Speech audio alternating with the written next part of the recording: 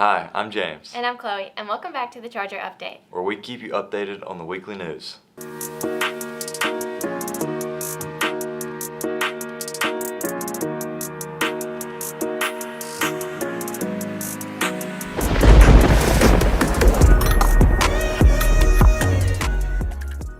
Today is the final day of homecoming week.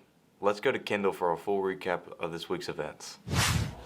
Homecoming festivities have taken place this week, from spirit days to parades.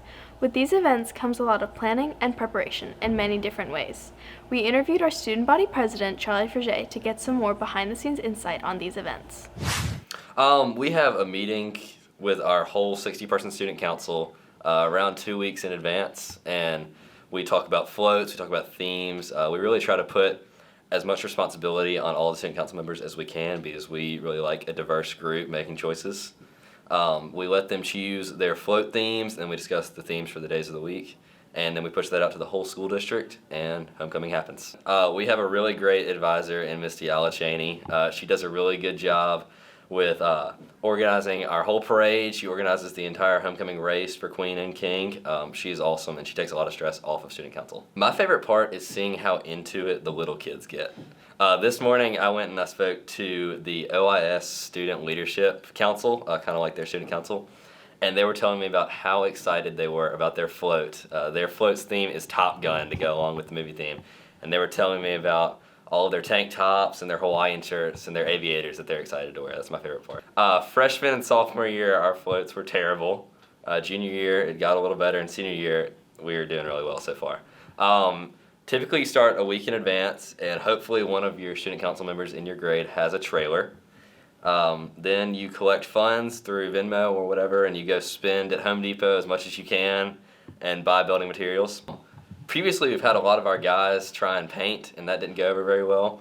So this year, we enlisted a few of the artists in our grade, and they did a really good job designing our float. This year, we built with PVC, and we kind of built upwards rather than sideways, so hopefully that'll turn out.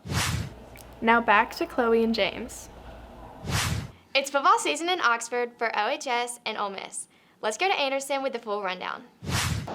Last Friday, the Oxford football team played in Batesville against South Panola.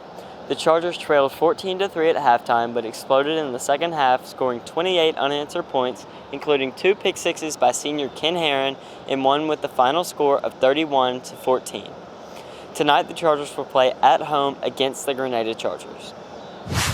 Last Saturday, the Ole Miss football team began their season at home, playing against the Mercer Bears.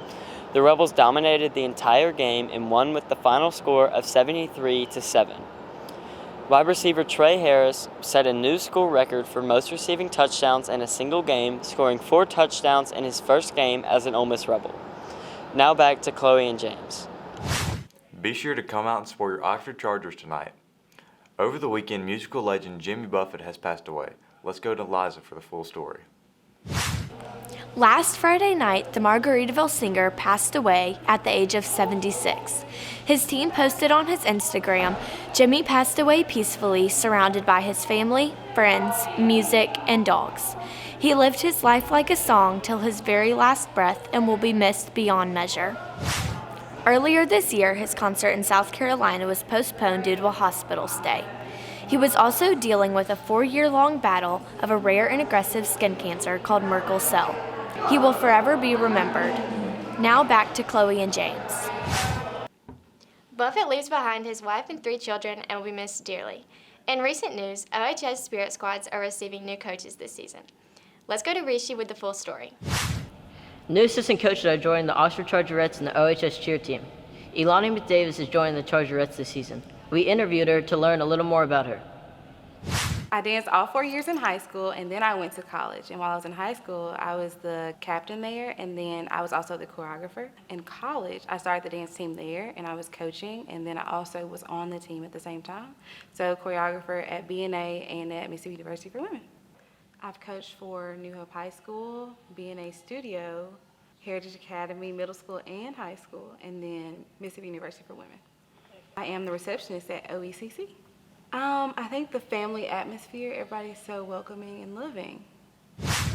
The OHS cheer team is also adding Lauren Fight to their coaching staff. The recent Ole Miss grad is part of the all-girl cheer team who won first place at UCA Nationals in the game day division. She's also a first-year 5th grade math teacher at Central Elementary. Now back to Chloe and James. That's all the time we have for this week. Be sure to follow us on all of our social medias for more content. And make sure to check us out on thechargeronline.com to read stories and more. Make sure you come back next week for The Charger Update.